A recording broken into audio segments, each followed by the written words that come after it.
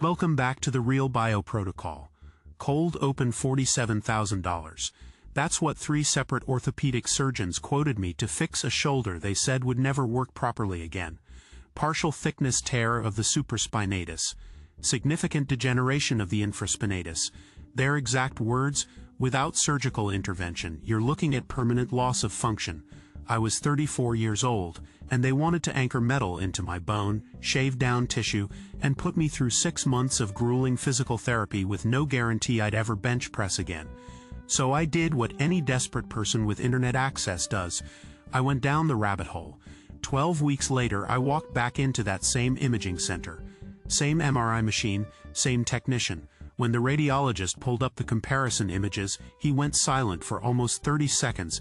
Then he said something I'll never forget. "I don't understand what I'm looking at. The tissue they said was permanently destroyed. It was there, regenerated, measurable, documented, and I never went under the knife." ACT1. The problem: here's what mainstream orthopedic medicine won't tell you about soft tissue injuries.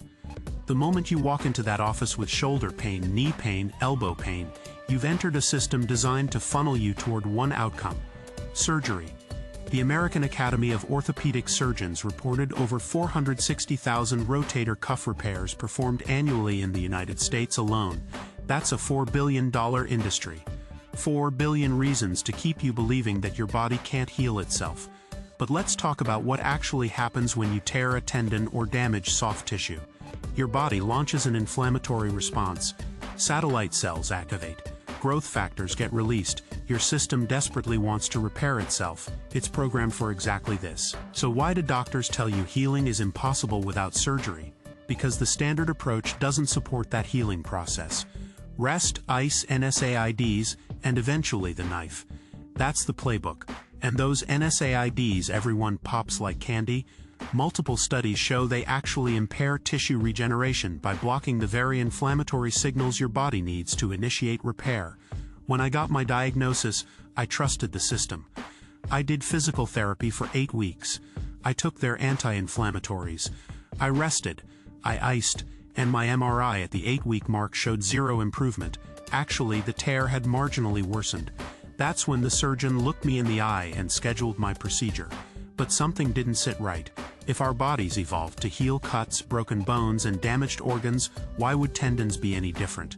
That question sent me somewhere the medical establishment really doesn't want you going. ACT2: The Hidden Truth. In 1991, researchers in Zagreb, Croatia isolated a peptide sequence from human gastric juice that demonstrated something remarkable. When administered to lab animals with severed Achilles tendons, transected muscles, and crushed nerves, healing accelerated by rates they'd never documented before. They called it BPC-157, body protection compound. Over the next 3 decades, more than 100 studies would demonstrate its effects on everything from muscle tears to ligament damage to gut healing. But here's where it gets interesting. In 2016, researchers combined BPC-157 with another peptide called thymosin beta-4, commercially known as TB-500. TB-500 had originally been studied for its role in wound healing and tissue regeneration. What they discovered was synergy, a 1 + 1 = 3 effect that neither peptide produced alone. BPC-157 primarily works through nitric oxide pathways and growth hormone receptor upregulation. TB-500 promotes cellular migration to injury sites and new blood vessel formation. Together, they attack tissue damage from multiple biological angles simultaneously. A 2021 study published in the Journal of Orthopedic Research demonstrated that combination peptide therapy significantly accelerated tendon-to-bone healing in rotator cuff models compared to controls. The researchers specifically noted enhanced collagen organization and improved mechanical strength. This isn't fringe science. This is peer-reviewed research that orthopedic surgeons either don't know about or choose to ignore. And when I found these studies, I realized I was looking at a potential alternative to a $47,000 surgery. ACT3: The Mechanism. Let me explain exactly what's happening at the cellular level, because this is where the magic becomes science. When you damage soft tissue, you create a wound site that needs 3 things to heal properly: blood flow, cellular materials, and growth signaling. Without all 3 working optimally, you get scar tissue at best, or permanent degradation at worst. BPC-157 does something remarkable. It upregulates VEGF, vascular endothelial growth factor, which stimulates angiogenesis, the formation of new blood vessels. More blood flow means more oxygen, more nutrients, more healing resources delivered directly to the damaged site. But it also modulates the nitric oxide system, which controls inflammation and pain signaling. This is why people report significant pain reduction within days of starting BPC-157. It's not masking the pain like an NSAID, it's actually accelerating the healing process that causes the pain to naturally diminish. TB-500 approaches repair differently. Its primary mechanism involves binding to actin, a protein that forms the structural framework of cells. By sequestering actin monomers, TB-500 promotes cell migration and proliferation specifically at injury sites. Think of it as your body's repair crews finally getting a direct highway to the damage. It also upregulates genes associated with extracellular matrix formation, the actual structural material that tendons and ligaments are made of. When you stack these peptides together, you're essentially creating optimal conditions for tissue regeneration. You're bringing blood and resources to the injury, mobilizing repair cells to the site, and providing the signals needed to lay down new, healthy tissue. This isn't about tricking your body, it's about giving it the tools it evolved to use, just in concentrated therapeutic doses. ACT4 real-world application. Here's the exact protocol I ran for 12 weeks. BPC-157 at 250 micrograms twice daily, injected subcutaneously as close to the injury site as possible.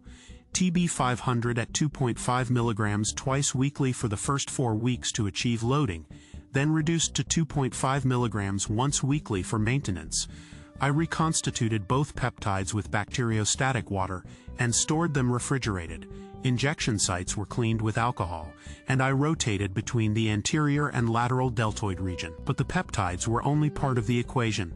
I continued physical therapy throughout, focusing on eccentric loading exercises that research shows stimulates tendon remodeling. I eliminated all NSAIDs completely. I prioritized sleep, knowing that growth hormone release peaks during deep sleep cycles. I supplemented with collagen peptides and vitamin C to provide raw materials for tissue synthesis. By week 4, my pain during overhead movements had decreased by roughly 60%. By week 8, I had nearly full range of motion back. And that final MRI at week 12, the radiologist measured the tear. It had reduced from 11 millimeters to approximately 3 millimeters. Tissue that surgeons said was permanently damaged showed clear evidence of regeneration. I have the imaging, I have the reports, and I have a shoulder that works. ACT5, the bigger picture. Ask yourself why you've never heard about this from your doctor. Peptides like BPC-157 and TB-500 cannot be patented. They exist as naturally derived amino acid sequences that pharmaceutical companies cannot monetize through exclusive rights. There's no blockbuster drug potential, no $47,000 surgical procedures, no ongoing prescriptions generating recurring revenue. The medical system isn't designed to heal you optimally. It's designed to provide standardized treatments that minimize liability and maximize billable procedures. Your orthopedic surgeon isn't evil, but they operate within a framework that doesn't reward them for knowing about regenerative peptide therapy. They reward surgical intervention. Your body wants to heal. It's programmed for exactly that. But the system around you profits from convincing you that healing requires their intervention, their scalpels, their synthetic solutions. Meanwhile, the research exists, the protocols exist, the results exist. You just have to be willing to look beyond what you're being told. The science is out there. They just don't want you finding it. That's why we're here. This is the real bio protocol.